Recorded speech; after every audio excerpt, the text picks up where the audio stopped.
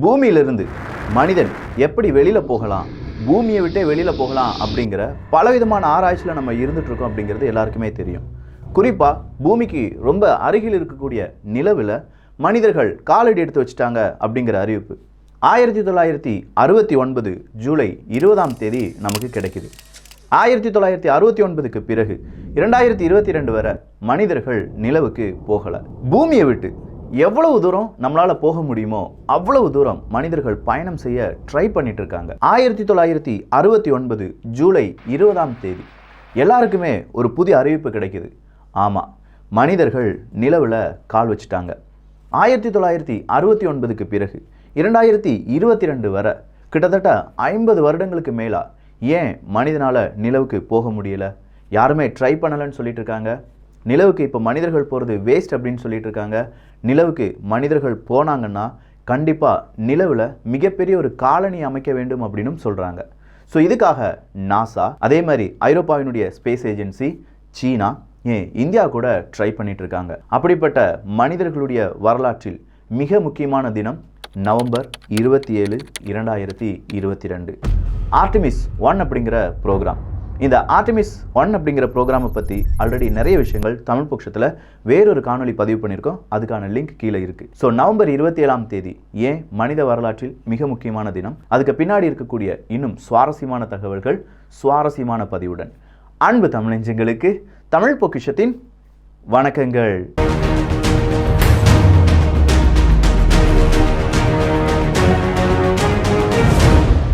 Apollo 11 இதுதான் 20 ஜூலை 1969 மனிதர்களை நிலவுக்கு கொண்டு சென்ற ஒரு மிஷன் அப்படின்னு சொல்லலாம்.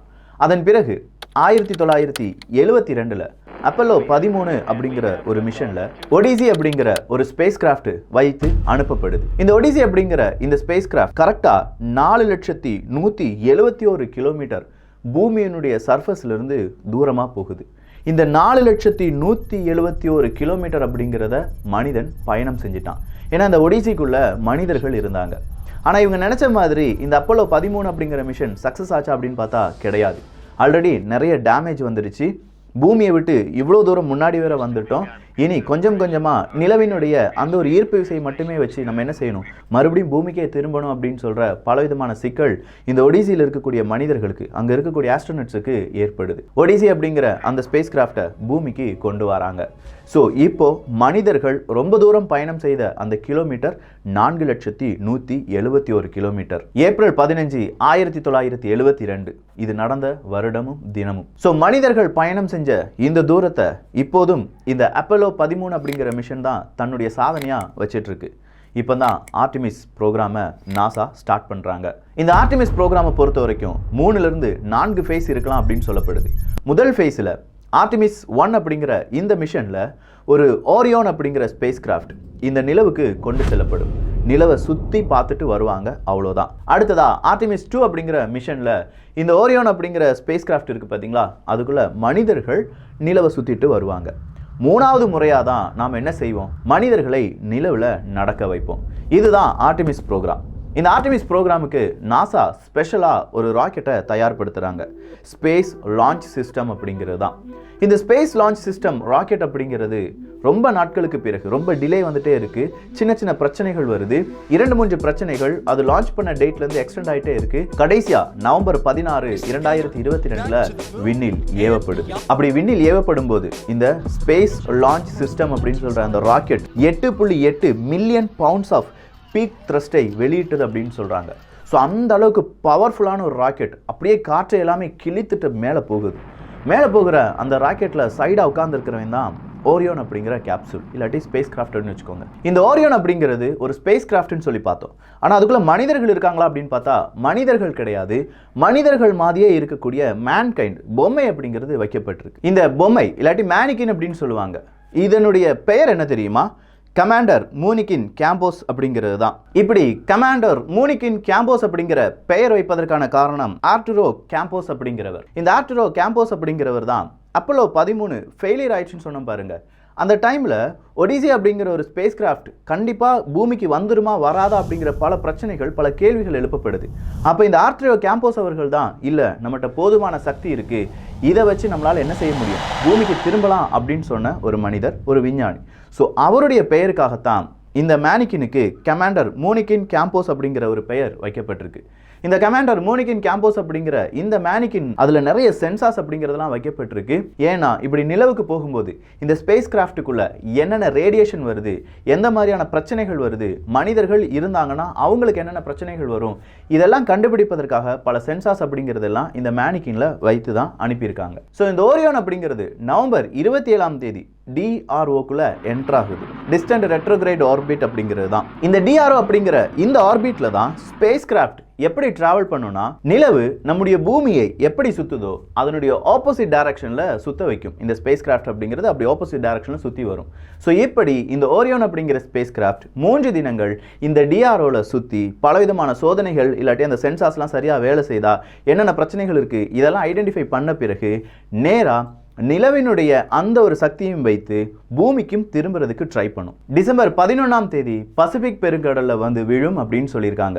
ஸோ ஓரியோன் அப்படிங்கிற இந்த ஸ்பேஸ் கிராஃப்ட் இப்போ பயணம் செய்திருக்கிற அந்த கிலோமீட்டர் எவ்வளவு அப்படின்னு கேட்டிங்கன்னா 1972 ஒடிசி பயணம் செய்த 4,171 கிலோமீட்டரையும் தாண்டி பயணம் செய்து விட்டது அப்படிங்கிற ஒரு அறிவிப்பை நாசா வெளியிட்டிருக்காங்க. நாங்கள் இதை வேணும்னு இப்படி சாதனை புரிய வேண்டும் அப்படின்னு சொல்லி இந்த ஓரியோன் அப்படிங்கிற ஸ்பேஸ் கிராஃப்டை DROல கொண்டு நிப்பாட்டலை. ஆனால் இது நடந்துருச்சு. இதனால் மனிதர்கள் ஒடிசி போன தூரத்தை விட கூடுதலான தூரம் பயணிக்க முடியும் அப்படிங்கிறத நாங்கள் கண்டுபிடிச்சிருக்கோம், சாதனை செஞ்சுருக்கோம். என்ன, இந்த ஆர்டிமிஸ் 2 அப்படிங்கிற ப்ரோக்ராம் 2023-2024க்குள்ள செய்யப்படும். அப்படி செய்யப்படும் போது உண்மையிலேயே இந்த ஓரியோன் ஸ்பேஸ் கிராஃப்ட்டுக்குள்ள மனிதர்கள் இருப்பாங்க. அந்த நேரமும் இந்த 4 லட்சத்துக்கும் அதிகமான கிலோமீட்டர் தூரம் பூமியுடைய சர்ஃபஸ்ல இருந்து செல்ல வாய்ப்புகள் இருப்பதாகவும் கூறப்படுது. ஸோ மனிதர்கள் இப்போ பூமியை விட்டு கிட்டத்தட்ட 4 லட்சத்துக்கும் அதிகமான கிலோமீட்டர் பயணம் செய்வதற்கு தயாராகிட்டாங்க. அடுத்ததா ஓரியோன் பூமிக்கு கொண்டு வரப்படும்.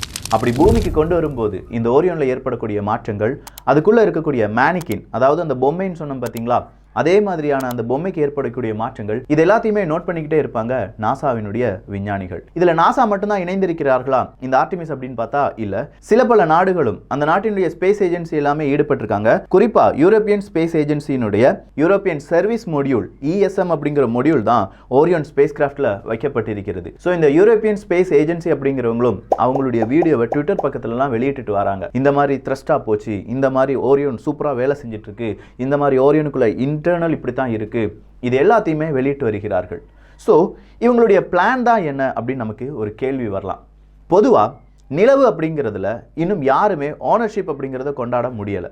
இந்த நிலவு எனக்கு தான் சொந்தம் அப்படின்னு சொல்லி சீனா ஒரு பக்கம் சொல்லுவாங்க, அமெரிக்கா ஒரு பக்கம் சொல்லுவாங்க, இன்னொரு பக்கம் ரஷ்யா ஒரு பக்கம் சொல்லுவாங்க, யூரோப்பியன் கண்ட்ரிஸ் எனக்கு தான் சொந்தம்னு சொல்லுவாங்க, இந்தியாவும் இது எனக்கு தான் சொந்தம் அப்படின்னு சொல்லுவாங்க. ஆனால் இதுவரையிலும் அந்த நிலவில் யாருமே குடியேறலை. ஸோ நிலவில் மனிதர்களை குடியேற்றம் செய்து அந்த மனிதர்களுக்கு தேவையான ரோபோட்டிக்ஸை உள்ளுக்கு கொண்டு போய் அதுக்கு தேவையான ஒரு பேஸ் கேம்பை உருவாக்கணும் அப்படிங்கிறது தான். சொல்லப்போனால் காடுகளாக இருக்கக்கூடிய பூமியை அழித்து முதல் வீடு வந்த மாதிரி நிலவில் முதல் வீடு கட்டுவது யார் அப்படிங்கிற போட்டி இப்போது அமெரிக்கா மற்றும் சீனாவுக்கு இடையே பெரிய ஒரு போட்டியா மாறி நிற்கிறது. இந்த போட்டிக்கு வலு சேர்ப்பதற்கு என்ன வேணும்னா எனர்ஜி வேணும். ஏன்னா நிலவில் ரொம்ப நாளாக நம்ம என்ன செய்ய முடியாது, அங்கே இருந்து வேலை செய்யணும்னா நமக்கு தேவையான எலக்ட்ரிசிட்டி வேணும், நம்ம எக்யூப்மெண்ட்ஸ் ஒர்க் பண்ணுறதுக்கான எலக்ட்ரிசிட்டி வேணும். இந்த எலக்ட்ரிசிட்டி இருந்தால் தான் நமக்கு தேவையான பலவிதமான விஷயங்களை அங்கே செய்ய முடியும். ஸோ இந்த எலக்ட்ரிசிட்டிக்காக நாசா மற்றும் சீனா என்ன செய்ய போறாங்க, அணுசக்தியை பயன்படுத்த போறாங்க. இந்த அணுசக்தி கண்டிப்பா நிலவில் மிகப்பெரிய ஒரு மாற்றத்தை ஏற்படுத்தும் அப்படின்னு சொல்லி 2 நாடுகளுமே நம்புறாங்க. 2 நாடுகளுமே தனித்தனி ப்ராஜெக்டை இனிஷியேட் பண்ணியிருக்காங்க. அந்த அணு உலைகள் வழியாக கிடைக்கப்பெறக்கூடிய அந்த எலக்ட்ரிசிட்டியை வச்சு மனிதர்களை குடியேற்றி ரோபோட்ஸ் எல்லாமே அங்க கொண்டு போய் தேவையான எல்லா விஷயங்களையும் செய்ய போறாங்க. நிறைய ரிசர்ச், அங்க இருக்கக்கூடிய மினரல்ஸை மைனிங் பண்றது, இல்ல மனிதர்கள் ஏலியன்ஸ் யாராவது இருக்காங்களா அப்படிங்கிறத பார்ப்பது, இது எல்லாத்தையுமே செய்ய போறாங்க அப்படிங்கிற அறிவிப்பு வெளியாகி இருக்கிறது. இது நடப்பது எல்லாமே நிலவினுடைய சவுத் போல்ல தான். ஆனால் இதே சவுத் போலுக்கு தான் சீனாவும் போட்டி போட்டுட்டு இருக்காங்க. ஸோ சீனா மற்றும் அமெரிக்கா இந்த 2 நாடுகளும் அணுசக்தியை பயன்படுத்த போகிறாங்கன்னு சொல்லி பார்த்தோம் பார்த்தீங்களா. எந்தெந்த ப்ராஜெக்ட், எப்படி இவங்களுடைய ப்ராஜெக்டினுடைய இப்போதைய நிலைமை இருக்குது அப்படிங்கிறத இன்னொரு பதிவில் பார்த்துடலாம். ஸோ இந்த பதிவு ஓரியோன், ஒடிசி, 1972 நடந்த விஷயங்கள், 2022 நடந்த விஷயங்கள், இனி நடக்க போகிற விஷயங்கள் எல்லாத்தையுமே தெளிவாக சொல்லியிருக்கேன். உங்களுக்கு இது புதுமையான ஒரு டாப்பிக்காக இருந்தது அப்படின்னா உங்களுடைய கருத்துக்கள் இங்கே வரவேற்கப்படுகின்றன. Please leave your comments. நல்லதை பகிர்ந்து நல்ல சமுதாயத்தை உருவாக்குவோம். நன்றி, வணக்கம்.